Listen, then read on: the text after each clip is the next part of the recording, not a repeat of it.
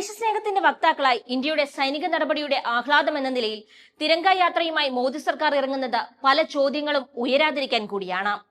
ആഘോഷവും ആരവും ദേശസ്നേഹത്തിന്റെ പൊലിപ്പിച്ച കഥകളും സംഘപരിവാരത്തിന്റെ മതം കുത്തിപ്പൊക്കിയുള്ള അധിക്ഷേപവും എല്ലാം പലതും മറയ്ക്കാനുള്ള വെമ്പലാണ്. രാഷ്ട്രീയമായി ഉയരുന്ന ചോദ്യങ്ങളിൽ ഏറ്റവും പ്രധാനപ്പെട്ടത് അമേരിക്കൻ പ്രസിഡന്റ് ഡൊണാൾഡ് ട്രംപിന്റെ വെടിനിർത്തൽ പ്രഖ്യാപനവും പിന്നാലെ നിലയ്ക്കാതെയുള്ള അമേരിക്കക്കാരുടെ കശ്മീർ പ്രയോഗവുമാണ്. കശ്മീർ ഉഭയകക്ഷി പ്രശ്നമാണ്.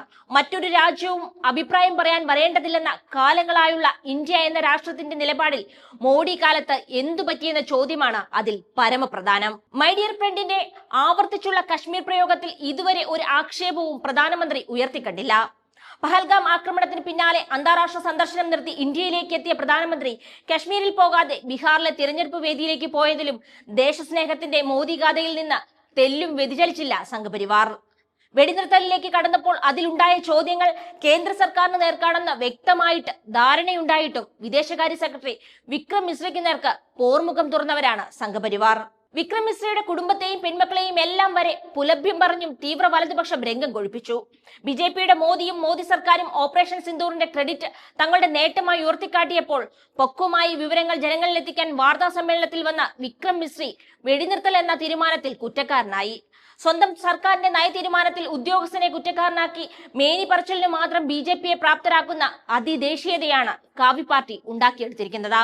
വിക്രം മിശ്രയ്ക്ക് പിന്നാലെ ഇന്ത്യൻ സൈന്യത്തിന് വേണ്ടി പ്രസ് ബ്രീഫിംഗ് നടത്തിയ കേണൽ സോഫിയ ഖുറേഷിയും മതത്തിന്റെ പേരിൽ ബിജെപി മന്ത്രിയുടെ അധിക്ഷേപത്തിന് ഇരയായത് രാജ്യം കണ്ടു.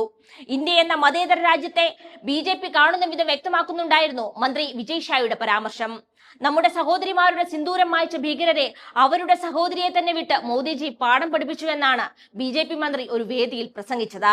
ഭിന്നിപ്പിന്റെ ഈ രാഷ്ട്രീയം ബിജെപിക്ക് പുതിയതല്ലെങ്കിലും രാജ്യം ഭരിക്കുന്ന പാർട്ടിയുടെ അധികാര കേന്ദ്രങ്ങളിൽ ഇരിക്കുന്നവരുടെ മറയില്ലാത്ത വാക്കുകൾ ജനാധിപത്യത്തിൽ വിശ്വസിക്കുന്നവർക്ക് എല്ലാ കാര്യവും വ്യക്തമാക്കുന്നുണ്ട്. ഈ പ്രശ്നങ്ങളെല്ലാം ഉണ്ടാക്കിയവർ തിരങ്ക യാത്രയിൽ ഓപ്പറേഷൻ സിന്ദൂറിന്റെ വിജയാഹ്ലാദ പ്രകടനം നടത്തുകയാണ് പല ചോദ്യങ്ങൾക്കും മറുപടിയില്ലാത്തതിനാൽ. പഹൽഗാം ഭീകരാക്രമണം നടത്തിയ ഭീകരർ എവിടെയെന്ന ചോദ്യത്തിനും അവർ എങ്ങനെ അതിർത്തി കടന്നെത്തി ആക്രമണം നടത്തി എങ്ങോട്ട് പോയെന്ന ചോദ്യത്തിനും ഉത്തരമായിട്ടില്ല. ഒപ്പം ഇന്ത്യ എന്ന ലോകത്തിലെ ഏറ്റവും വലിയ ജനാധിപത്യ സംവിധാനം കാലങ്ങളായി കശ്മീർ വിഷയത്തിൽ പുലർത്തിപ്പോന്ന നിലപാടിന് എന്തു പറ്റിയെന്ന ചോദ്യമാണ് ഏറ്റവും പ്രസക്തം.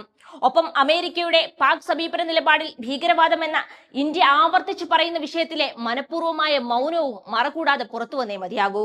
പ്രതിപക്ഷമായ കോൺഗ്രസ് ചോദ്യങ്ങൾ ആവർത്തിച്ച് ചോദിച്ചിട്ടും സർക്കാരിന് മറുപടിയില്ല. കൂടാതെ ഉദ്യോഗസ്ഥർ അമേരിക്കയുടെ മധ്യസ്ഥത എന്ന കാര്യം നിഷേധിച്ചിട്ടും വെടിനിർത്തലിൽ മധ്യസ്ഥത വഹിച്ചുവെന്ന US അവകാശവാദങ്ങളിൽ മോദി സർക്കാർ മറുപടി പറയേണ്ടതുണ്ടെന്ന് കോൺഗ്രസ് നേതാവ് സച്ചിൻ പൈലറ്റ് പറയുന്നു. പഹൽഗാമിൽ നിരപരാധികളും നിസ്സഹായരുമായ ഇന്ത്യൻ വിനോദസഞ്ചാരികൾക്ക് നേരെയുണ്ടായ ക്രൂരമായ ആക്രമണം 26 പേരുടെ ജീവൻ അപഹരിച്ചു. ഇത് രാജ്യത്തെ ഞെട്ടിപ്പിക്കുക മാത്രമല്ല മുഴുവൻ രാജ്യത്തെയും ഒന്നിപ്പിച്ചു നിർത്തി. അതിർത്തിക്കപ്പുറത്തു നിന്ന് ആസൂത്രണം ചെയ്ത ക്രൂരതയ്ക്കെതിരെ എല്ലാ സാഹചര്യങ്ങളിലും മതങ്ങളിലും നിന്നുള്ള ആളുകൾ ഒന്നിച്ച് രംഗത്തെത്തി. രാഷ്ട്രീയേതര മേഖലകളിൽ നിന്നും സർക്കാരിന് അഭൂതപൂർവമായ അചഞ്ചലമായ പിന്തുണ ലഭിച്ചു. ഇന്ത്യൻ സൈന്യം കൃത്യമായ രീതിയിൽ തിരിച്ചടിച്ചുവെന്നും സച്ചിൻ പൈലറ്റ് പറഞ്ഞു. പക്ഷേ ഇന്ത്യയോ പാകിസ്ഥാനോ പ്രഖ്യാപിക്കും മുമ്പ് വെടിനിർത്തൽ പ്രഖ്യാപിച്ച ഡൊണാൾഡ് ട്രംപും വൈസ് പ്രസിഡന്റ് JD വാൻസും US സ്റ്റേറ്റ് സെക്രട്ടറിയും എല്ലാം ഭീകരത എന്ന വിഷയത്തിൽ മിണ്ടാതെ കശ്മീർ പ്രശ്നമായി ഇതിനെ അവതരിപ്പിച്ചതിൽ മോദി സർക്കാർ നിലപാട് വ്യക്തമാക്കിയേ പറ്റുകയുള്ളൂവെന്നും കോൺഗ്രസ് നേതാവ് പറയുന്നു. പ്രശ്നം കാശ്മീർ അല്ല, ഭീകരതയാണ്. ഒപ്പം പാകിസ്ഥാൻ ഭാഗത്തു നിന്നും ISIൽ നിന്നും പാക് സൈന്യത്തിൽ നിന്നും തീവ്രവാദികൾക്ക് ലഭിക്കുന്ന പിന്തുണയാണ് നമ്മൾ ഉന്നയിച്ച പ്രശ്നങ്ങളുടെ അടിസ്ഥാനം. അമേരിക്കൻ പ്രസിഡന്റ് ഒരിക്കൽ പോലും വെടിനിർത്തൽ കരാറിന്റെ കാര്യം പറയുമ്പോൾ പോലും ഭീകരത എന്ന വാക്ക് ഉപയോഗിച്ചിട്ടില്ല. തീവ്രവാദികൾക്ക് അഭയം നൽകുന്നതിനെയും നിരപരാധികൾ കൊല്ലപ്പെടുന്നതിനെയും അപലപിച്ച് അമേരിക്കക്കാർ ഒന്നും പറഞ്ഞിട്ടില്ല. അതിശയകരമെന്ന് പറയട്ടെ, കാശ്മീർ ഇപ്പോൾ ഒരു ചർച്ചാ വിഷയമായി മാറിയിരിക്കുന്നു. ഇക്കാര്യം വ്യക്തത അർഹിക്കുന്നു. കശ്മീരിനെ സംബന്ധിച്ചിടത്തോളം വളരെ കാലമായി നമ്മളുടെ പ്രഖ്യാപിത ദേശീയ നയം അതൊരു ദ്വിരാഷ്ട്ര പ്രശ്നമാണെന്നാണ്. ആ നിലപാടിൽ എന്തെങ്കിലും മാറ്റമുണ്ടെങ്കിൽ തീർച്ചയായും സർക്കാർ നിലപാട് വ്യക്തമാക്കണമെന്ന് ഞങ്ങൾ ആവശ്യപ്പെടുന്നുവെന്നും സച്ചിൻ പൈലറ്റ് വ്യക്തമാക്കുന്നുണ്ട്. ഇന്ത്യ പോലുള്ള ഒരു രാജ്യം അമേരിക്കക്കാരുമായുള്ള വ്യാപാരത്തിന്റെ പേരിൽ വെടിനിർത്തൽ അംഗീകരിക്കുകയോ ആഗ്രഹിക്കുകയോ ചെയ്യുമെന്ന് കരുതുന്നത് അസംബന്ധമായി തോന്നുന്നുവെന്നും പക്ഷേ ഇന്ത്യൻ സർക്കാർ ഇത് വ്യക്തമാക്കേണ്ടതിന്റെ ആവശ്യകതയും പൈലറ്റ് ചൂണ്ടിക്കാണിക്കുന്നു. US പ്രസിഡന്റ് ചിലത് പറയുമ്പോൾ ചില തെളിവുകൾ ഉണ്ടായിരിക്കുമെന്ന കാര്യത്തിൽ ഒരു ഉറപ്പുണ്ടല്ലോ. അതിനാൽ തന്നെ ഈ കാര്യം വ്യക്തത അർഹിക്കുന്നുവെന്നും പൈലറ്റ് പറയുന്നു.